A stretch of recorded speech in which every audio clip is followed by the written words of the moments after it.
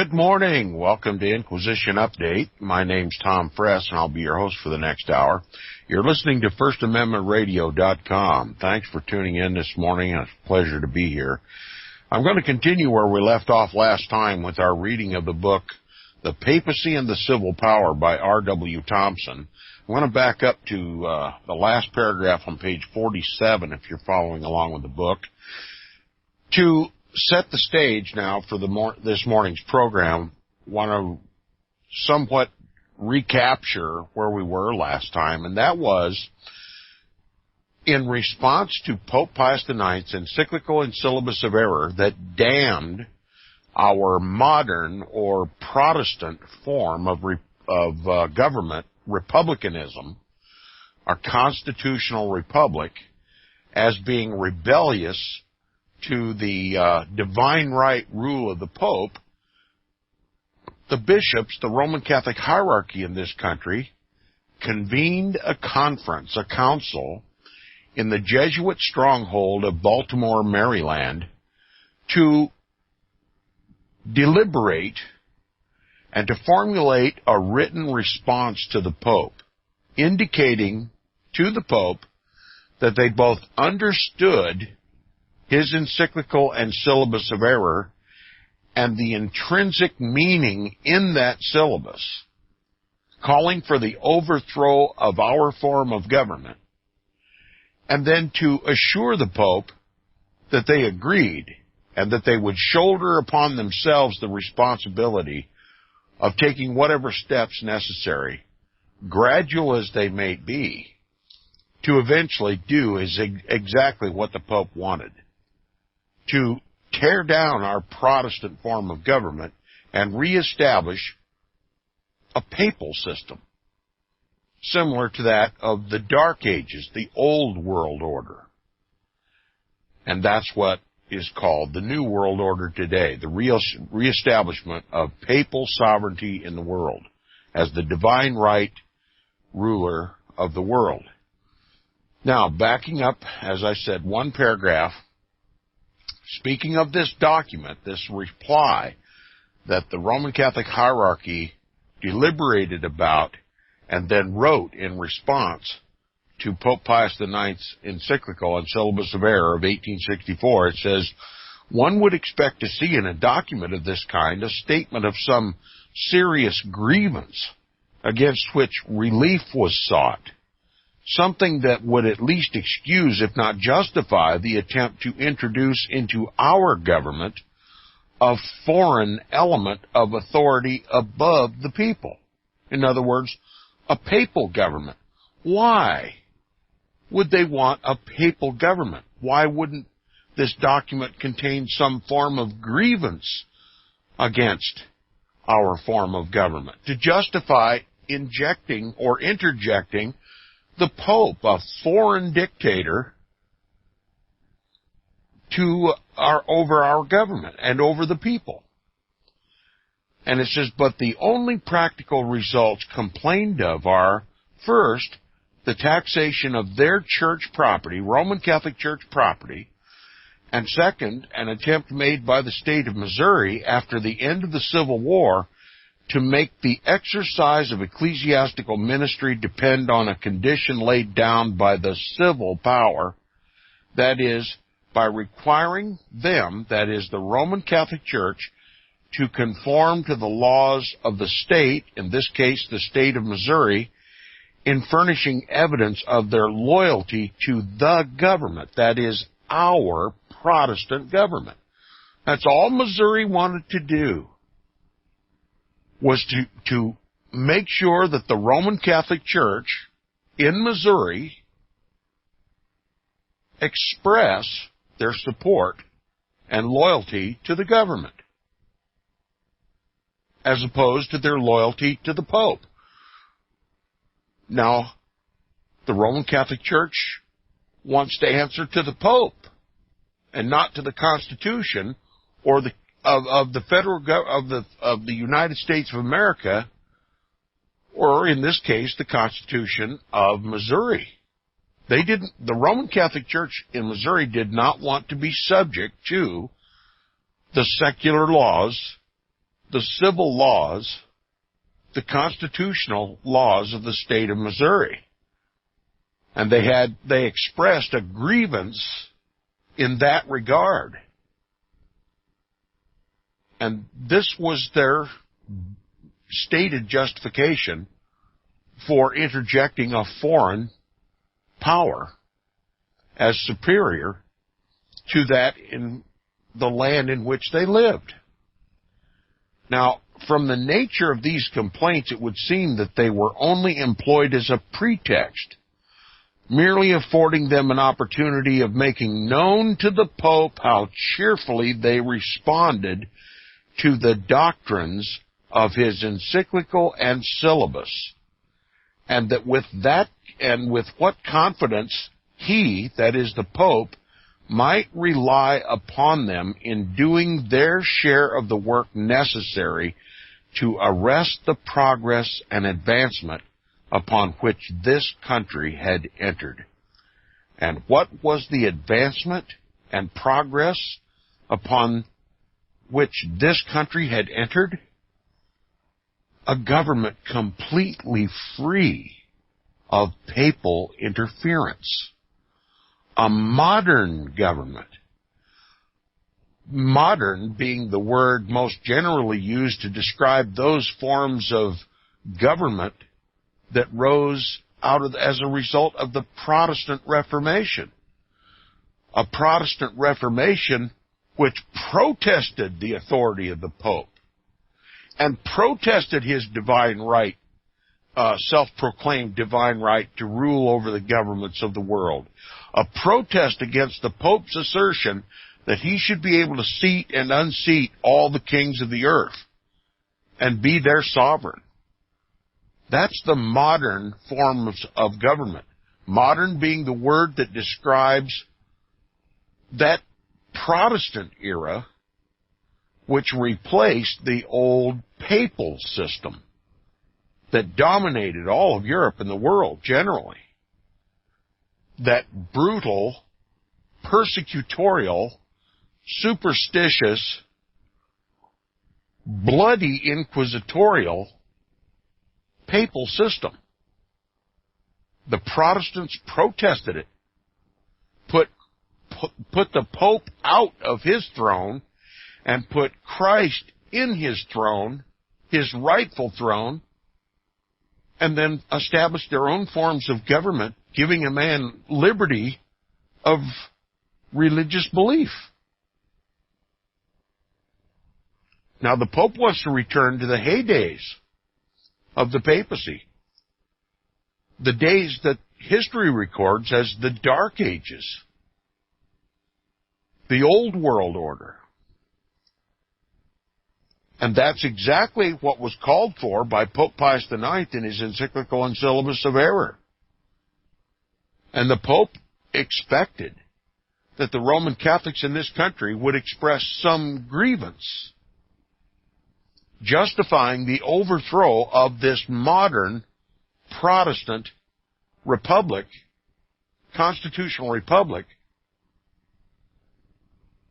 in favor of reasserting the Pope's authority in the world. And that's exactly what he got. Now, continuing where we left off last time, it says, the intentions of men are frequently made known far more satisfactorily by their surroundings, the contemporaneous events with which they are identified, the parties to which they are attached, and their connection with other individuals than by the language they use. By reference to these, we are furnished with a rule of interpretation which does not often mislead, although it's not altogether infallible. Therefore, when it is considered that these prelates who assembled at Baltimore recognized to the fullest possible extent their obligation of obedience to the Pope, and when it is remembered that the Pope had but a little while before announced his views of the relations which should exist between the Roman Catholic Church and the civil governments, and he's speaking here specifically of the Pope's encyclical and syllabus of error, the conclusion is unavoidable that they desire the adoption in this country of their theory of government, based upon their ideas of the Catholic system. To assign to them any other motive after the distinct and emphatic avowals they had made would be to impeach their integrity and sincerity, which is not designed. It is supposed that they occupy ground cautiously and deliberately selected by them, and are fully prepared to take all the consequences which attach to their position. There is, at all events, no misunderstanding what they desire to accomplish, nor should there be any misconception of the immense power they wield over multitudes of men in this country in moving them backward and forward, to the right and to the left, as the Pope shall direct. Remember, this is the meeting of the Roman Catholic hierarchy. They rule over the Roman Catholic laity, multitudes of men, women, and children in this country, and they're being moved by their Roman Catholic priests and prelates to understand that they're living in a nation that is in direct, abject rebellion against the Pope. And they all have a moral obligation to make this country Catholic and to raise the Pope to supreme authority in the country, to overthrow the Constitution and the Protestant Bill of Rights, to take the power away from the people and put it back on the Pope and his prelates in this country, that they should be, and only they, should be the governing power in this country. Now, it's not left in any doubt about the nature of the terrible struggle now going on between the modern nations and the papacy.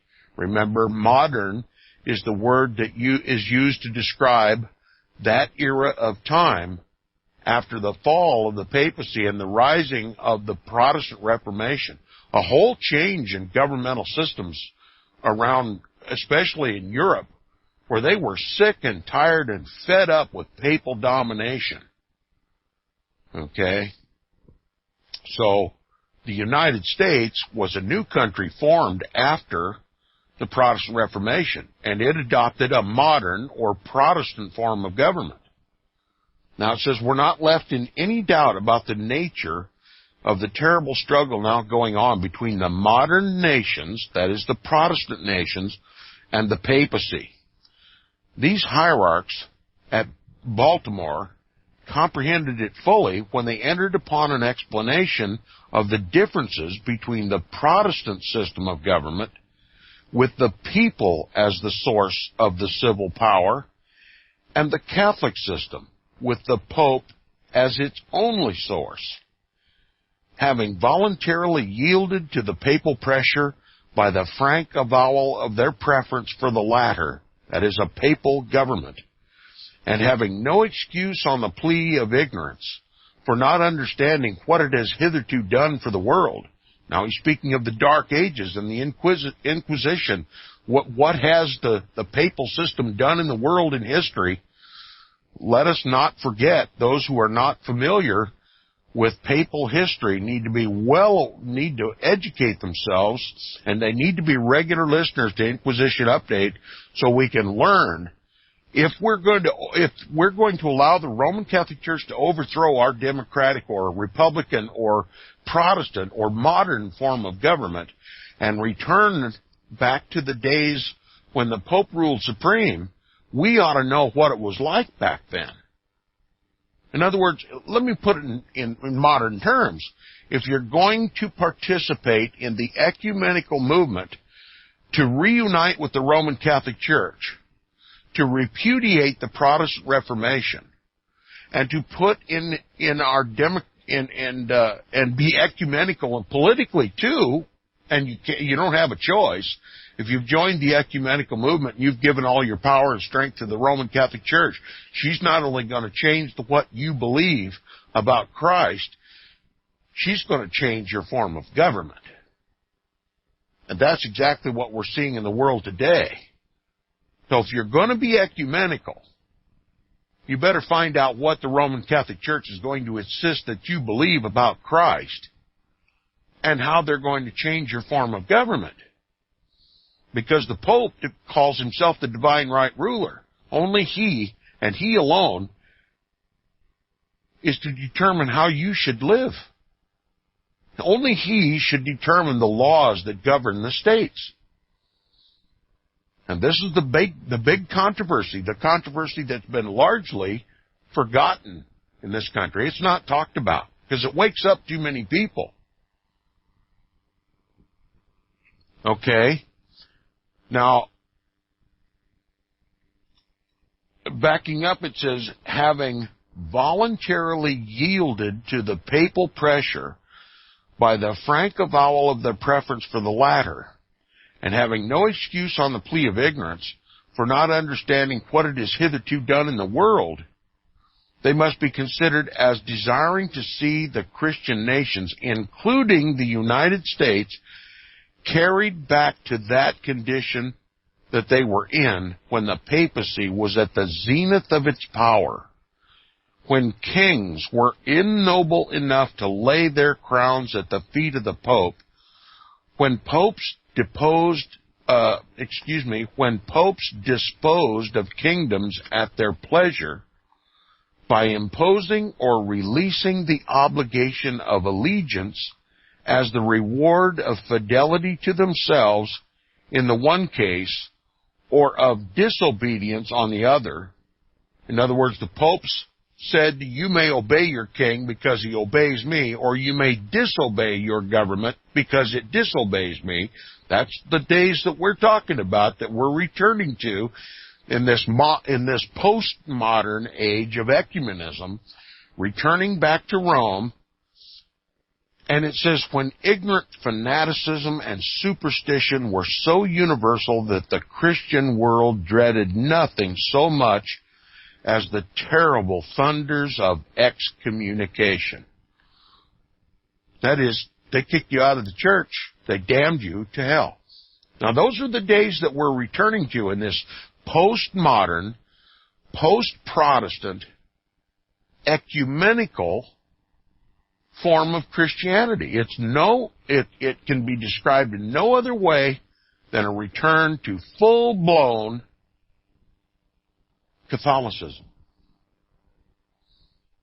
And it says, why should anybody wonder that Pope Pius IX was gratified to see things going in that direction, and especially to see such flattering signs that the most liberal and advanced nations, plural, speaking of the United States and Great Britain, might become the first to turn back and thus enable him to gain in them what he had lost, where the Catholic system had been on trial for centuries.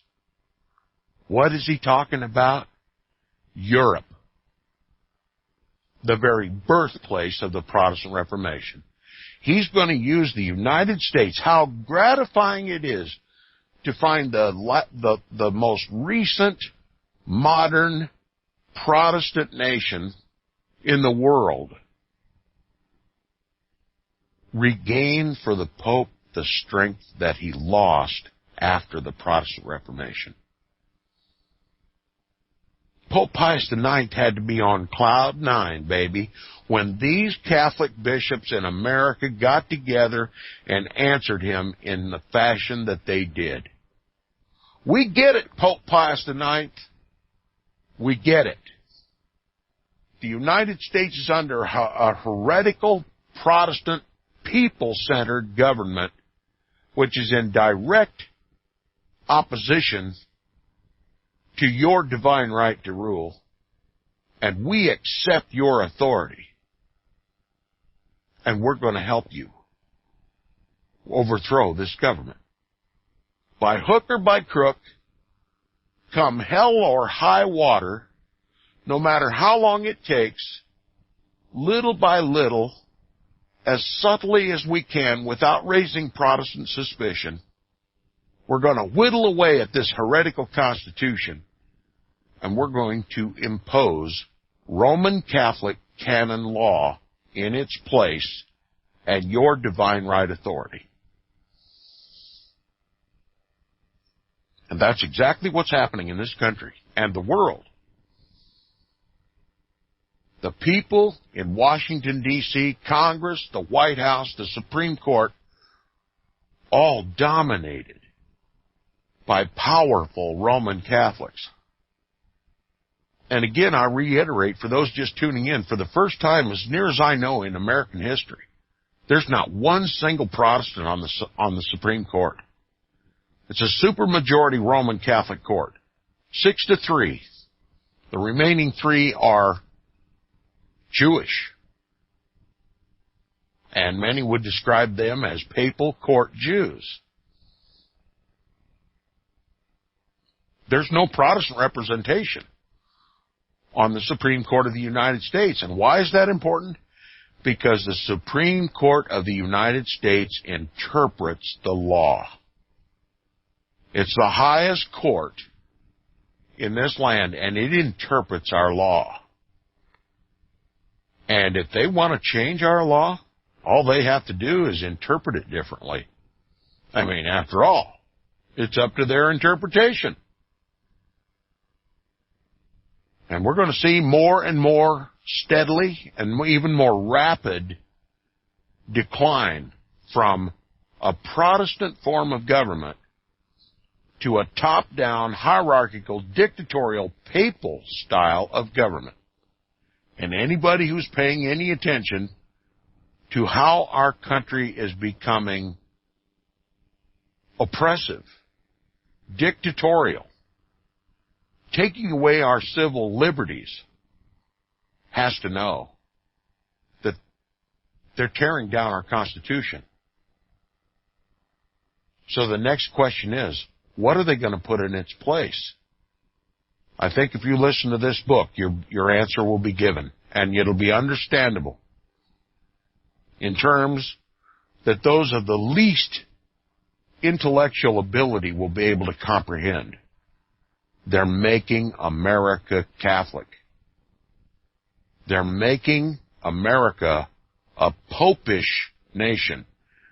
And in the process of that slow but sure transformation to popery in this country, the United States has been used to fight Holy Roman Crusades all around the world, has become the world's police force. And by that military strength, have destroyed duly elected governments and replaced governments that are friendly to the New World Order. The United States has become a battle axe for the papacy. The United States has become a mercenary military for the papacy, not for the people of the United States. We don't fight wars for the sovereignty of the nation and the liberation of people around the world. We fight wars that benefit the papacy. And I think if you'll spend a little time analyzing the wars of history, you'll discover the same thing that I've discovered, particularly regarding the Second World War and the Vietnam War, which we've discussed here on this program. It was R.W. Thompson back in 1876 that foresaw all of this that we're seeing today. And he's discredited. Why? Because he ripped off the veil that cloaked the papal agenda for this once Protestant nation and exposed Rome's agenda in terms that anyone can understand. And we'll continue with the reading and discussion of the book, The Papacy and the Civil Power by R.W. Thompson, when we get back to the break. Stay tuned. We'll be right back.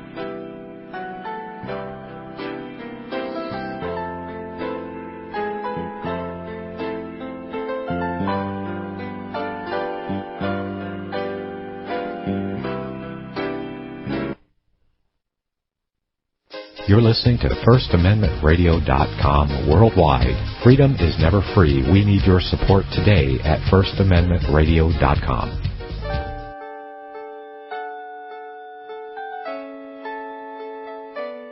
The program you are listening to is 100% sponsored by you, the listener, on this First Amendment Rights Media channel. You will notice that there are few commercials on this radio network. There's a good reason for that. Corporate advertising dollars come with strings that limit program content. So without your help, these programs cannot continue on Internet or our several affiliates. If you benefit by the educational law programs, we ask you to give. If you are admonished or nurtured by the Bible and ministry programs, we ask you to give. If some voice a cause that you are passionate about, we ask you to give.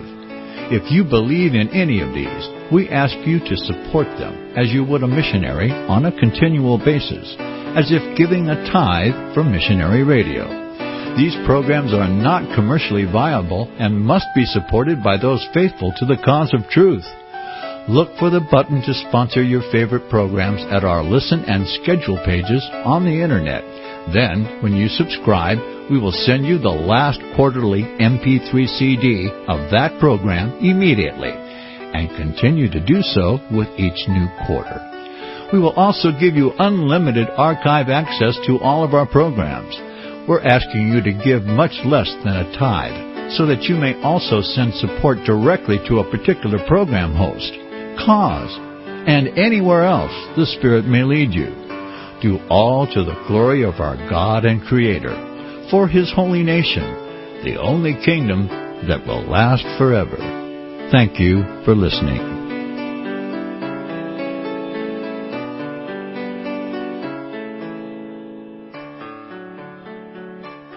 Visit crosstheborder.org, CROSS, crosstheborder.org, to get your print, EPUB, or PDF version of the book, The Rapture Will Be Canceled. That's crosstheborder.org. I know you all want answers, and believe me, so do I, and I'll do my best to get them. Despite Nicolas Cage's promise to do his best to get left behind rapture answers for us, don't hold your breath. Not everyone believes Left Behind is true prophecy. Some may even regard as conspiratorial the mainstream re-release of the Left Behind movie with actor Nicolas Cage portraying the main character as an attempt to further reinforce in the minds of all this perception of false prophecy in order to condition the masses for the play about to begin. If you want true Bible prophecy answers, get the book, The Rapture Will Be Canceled. The author exposes the Latin rapture origin, the 7-year tribulation deception, true Bible revelation of Daniel's 70 weeks, the abomination of desolation, the restrainer, America in the Revelation, the image of the beast and the mark of the beast, and the truth about God's chosen people, and so much more about Bible prophecy.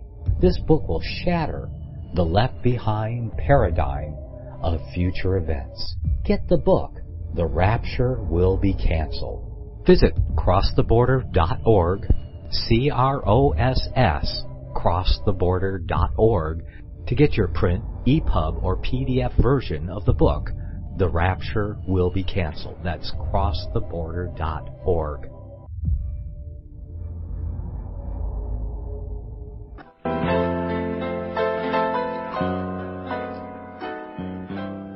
Okay, welcome back to Inquisition Update on First Amendment Radio.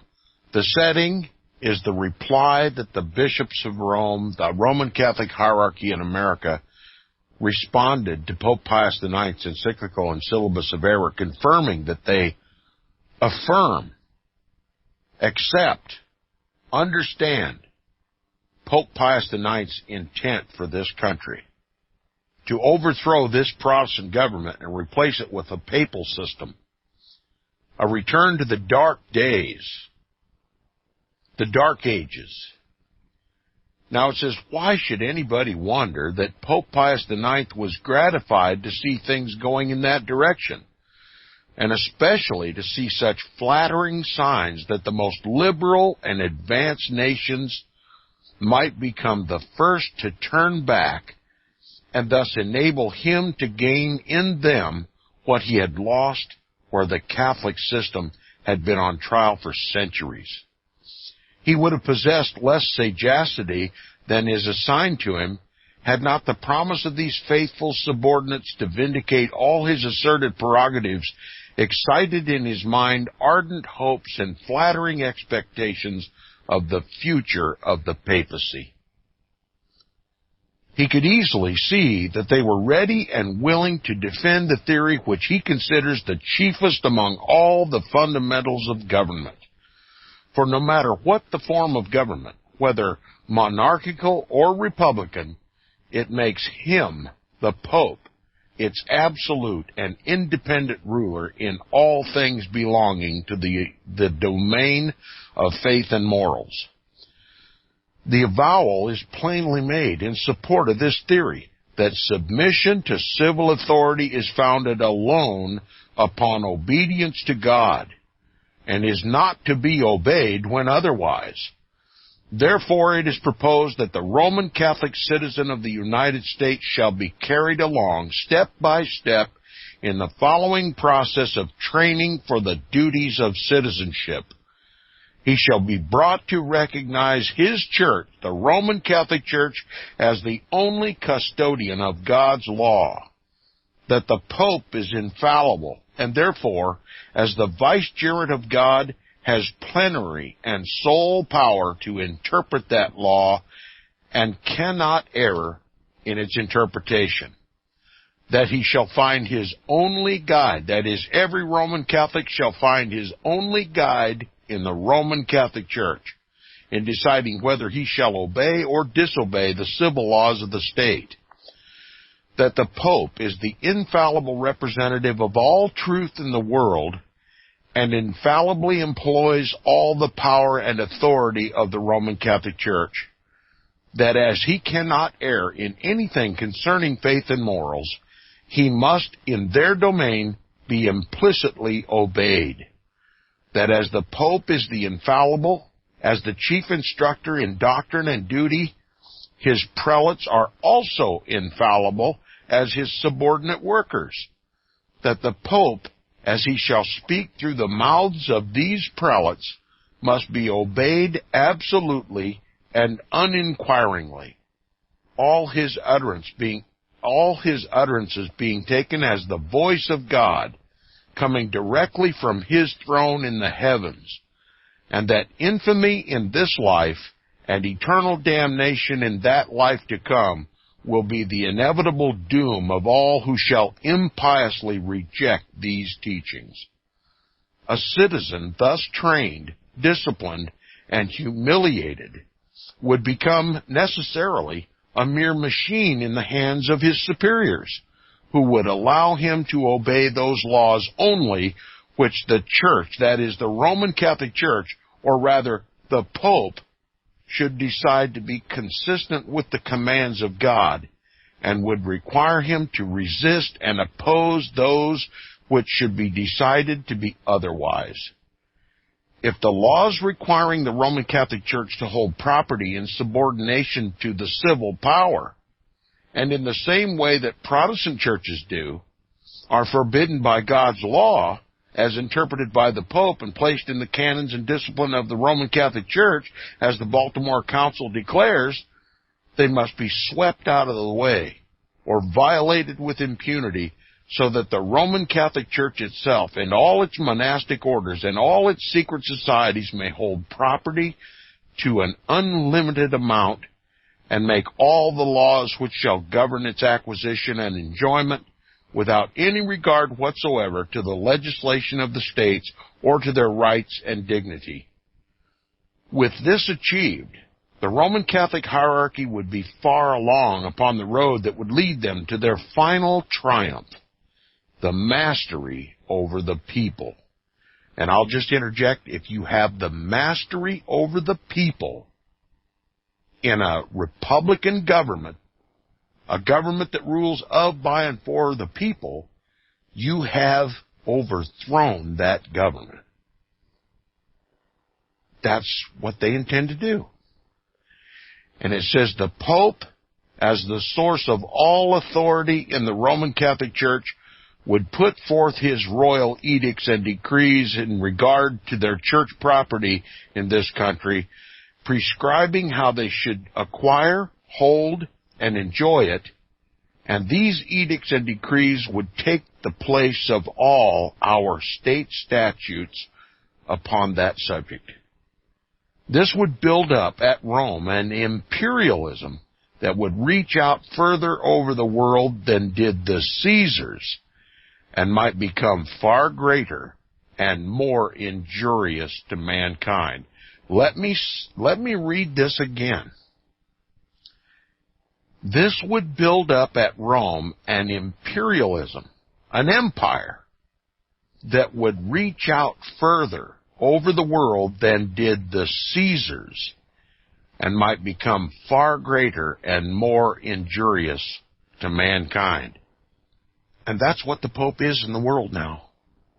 A sovereign Caesar. He replaced the Caesars, the Roman Caesars. And what do we know about the Caesars of Rome? They were the raiser of taxes, our Bible says. And our Bible indicates that they were the ones who slew Christ, together with their fellow travelers, the deceived, pompous, self-righteous Jews who rejected Christ as their Savior. And what else do we know about the Caesars? They relentlessly persecuted the Church of Jesus Christ and fed them to the lions as sport in the Colosseum. Mercilessly pursued the true believers in Jesus Christ wherever they could be found. Drove them underground, drove them into the mountains, stole their property, took their children, and fed them to lions for sport.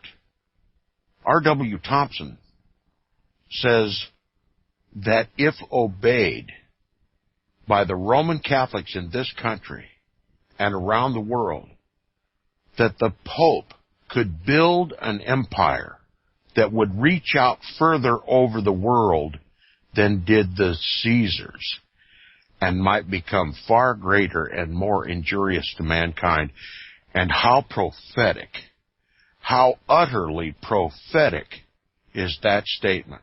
And we've already got 1,800 years of documented history of the Pope's rule on the world. And it is indeed far greater in reach, far greater in scope than even the Caesars had. And what is not to be underestimated is that it is far, far bloodier. If you consider Fox's Book of Martyrs, if you consider the blood that was shed in the Holy Roman Crusades to get control of the Holy Land, the quote-unquote Holy Land, if you consider the crusades that were launched against the Muslims, the Arabs, if you consider the crusades that were launched against the Orthodox Roman Catholic Church that rebelled against the papacy, if you consider the First World War, the Second World War, the Korean War, the Vietnam War, and the current war on terror as what they really are, papal crusades to get control of the world and subject it to papal authority in the creation of a new world order, then you can perfectly understand what R.W. Thompson is saying here. If the Roman Catholics in this once Protestant land would obey the Pope, they alone, and they have, built up at Rome an empire that has reached out further over the world than did that of the Caesars, and has become far greater and more injurious to mankind. And let me tell you, the bloodshed of the Pope's New World Order in the world has only begun to shed blood. We're about to see the greatest bloodshed this world has ever experienced. And it's largely because once Protestant USA has repudiated the Protestant Reformation, has embraced ecumenism to raise the papacy to world supremacy both in the church and in the state, to unite church and state, and to launch crusades all over the world until the Pope's final global empire is intact. and his authority is imposed by every government in the world. How's that for reality? It's like reading a newspaper today if you really stop and think about it. And that's the big difficulty of Inquisition Update, to get people to take this subject serious enough to see that it's clearly visible, hidden in plain sight. That's the big job of Inquisition Update, to raise people's awareness, to get people to turn off the television, and to pick up books like this one, The Papacy and the Civil Power, and see that it's one of the most prophetic books ever written outside the Bible. R.W. Thompson is showing us how Bible prophecy is being fulfilled. Revelation chapter 13 is being fulfilled right before our very eyes. That second beast is indeed the United States of America, the once great Protestant land. It has become popish, and it causes the whole world to worship the first beast, the Pope of Rome. We're nothing but a crusader for the Pope, the most efficient, effective, powerful, and influential, all-conquering power in the world. Nobody can make war with us. Who can make war with her? Who can make war with the Roman Catholic Church-sponsored crusader, the United States of America? Now, the book continues, when the Pope was informed of the assembling of this council and the obedient spirit it exhibited, he caused his cardinal secretary to dispatch an answer expressive of his apostolic joy and satisfaction. He directed the facts to be published in the official journal of his court for the edification of his Roman people and the faithful at large, so that they, who had been striving for a government founded upon their own consent, could realize how ready the people of the United States were to give up such a government in exchange for one constructed upon the paternal plan, that is, the fatherly plan, which prevailed at Rome under his, that is, the Pope's, pontifical auspices. That's right. The liberated Protestants, under a government of their own making, a government that threw off the authority of the Pope and had tenets in its Bill of Rights guaranteeing that the Pope could never rise again to controlling supremacy over the people of this country, has voluntarily given up their sovereignty in exchange for the Pope's. That's what this council accomplished in Baltimore, Maryland, the Jesuit stronghold. The Roman Catholic hierarchy of Baltimore, of the United States, meeting at Baltimore, assured the Pope that we get it and we're going to do our job. And seemingly aroused to the highest point of rejoicing at the work of the encyclical and syllabus of error had thus far accomplished, he declared that his mind was excited by the hope that by means and through the influence of what the council at Baltimore had done, a new impulse and continued increase to religion in the United States will result. And guess what that religion is going to be? Roman Catholicism. It says what the Pope meant by this may be derived from the fact that the cable dispatch sent to him by the archbishops and bishops who composed the council expressed only their wishes for his long life with the preservation of all the quote-unquote ancient and sacred rites of the Holy See. That's the language they used. The preservation of all the ancient and sacred rites of the Holy See. What were they talking about? The heydays of the papacy. The ancient order of the papacy when he ruled supreme. These people, these prelates, these Roman Catholic prelates meeting in Baltimore who answered Pope Pius IX, they truly did get it. They got just exactly what Pope Pius IX intended, and they affirmed in no unexplicit language that they were on board. And it says there was no reference to any of the ordinary dogmas of religious faith, as there could be no doubt about their fidelity to them. There was no agitation in the Church rendering such reference necessary. The issue made by the encyclical and syllabus between the papacy and the progressive modern nations was the only one which immediately concerned the Pope and the Church. Okay, this is the issue they dealt with. This was all about the encyclical and syllabus of error of 1864 by Pope Pius IX and his damnation of every modern form of government in the world. It said this involved the existence of his temporal power, that is, his kingly or Caesarly power, which the Italian people were only then prevented by the presence of French troops from taking away from him. So R.W. Thompson is pointing out, while the most Protestant nation on the world is acquiescing to the Pope and his supremacy, we have the people right in the front door of the Vatican in Italy overthrowing his temporal power, taking away from him any power to control the people. How ironic!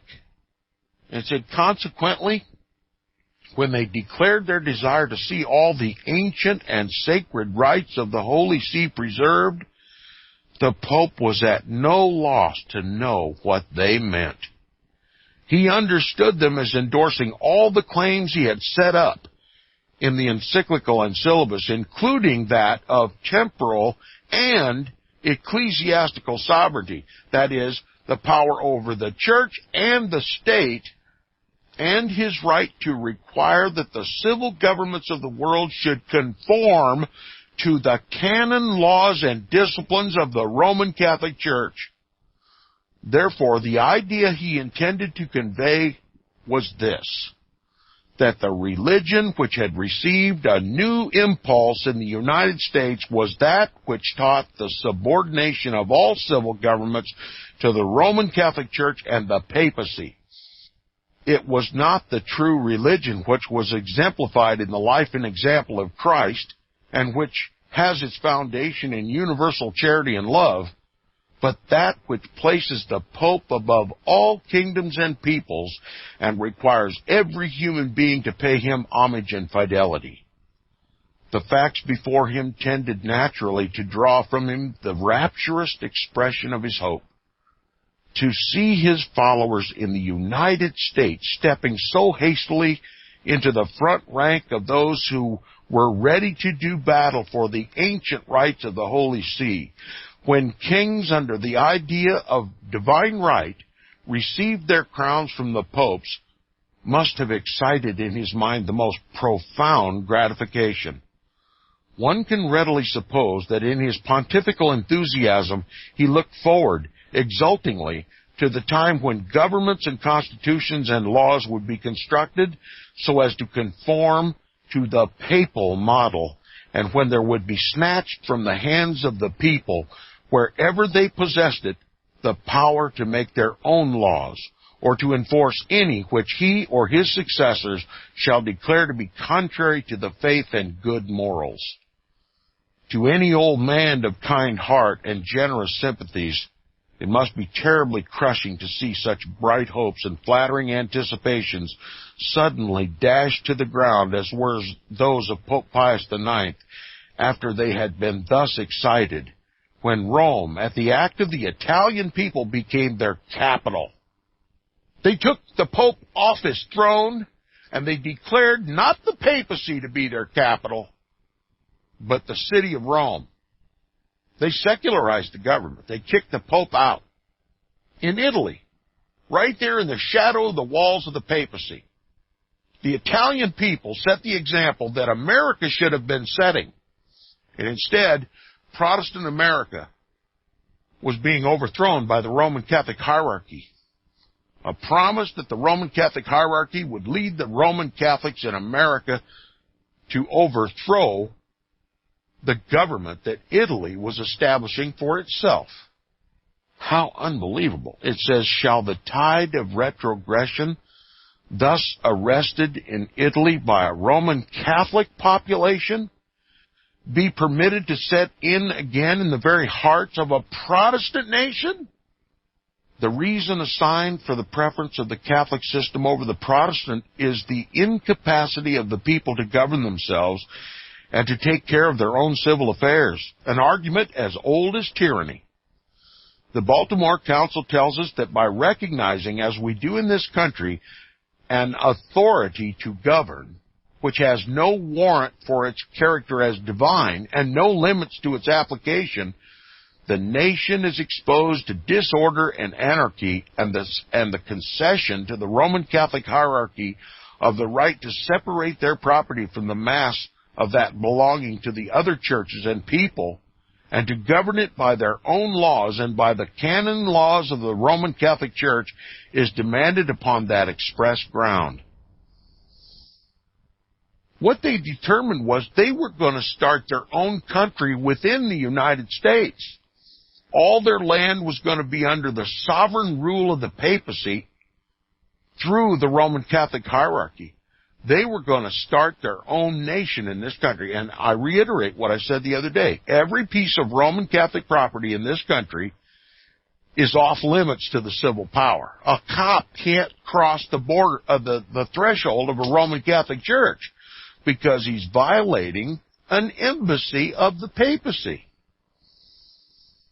You wonder, when you read about all these pedophile priests in the country, why it is so difficult to bring them to trial in a criminal court. The papacy claims sovereignty over the laws of this country.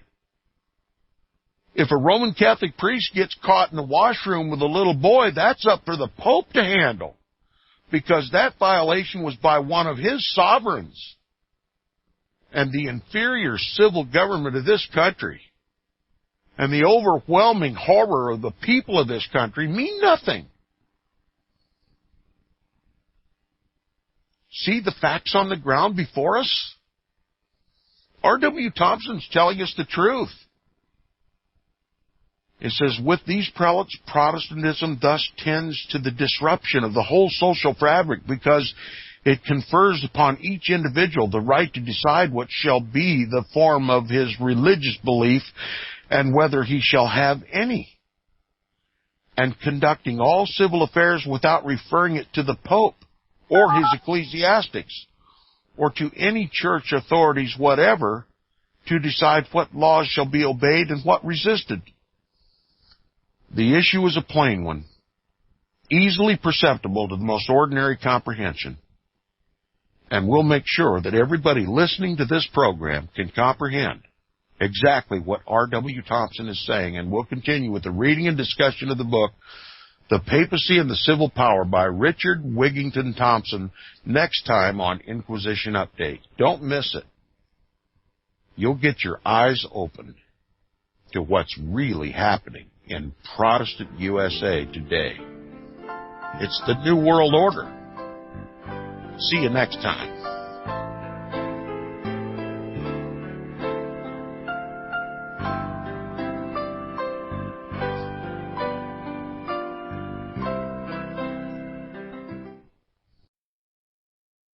Since the beginning of time, kings have sought it, nations have fought for it.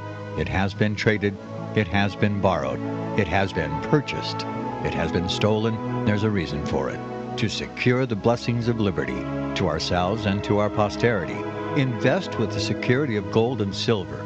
Call Discount Gold and Silver Trading at 1-800-375-4188 or visit discountgoldandsilvertrading.net. Listen to Financial Survival with your host Melody Cedarstrom right here on FirstAmendmentRadio.com at 4 p.m. Eastern or 1 p.m. Pacific Time.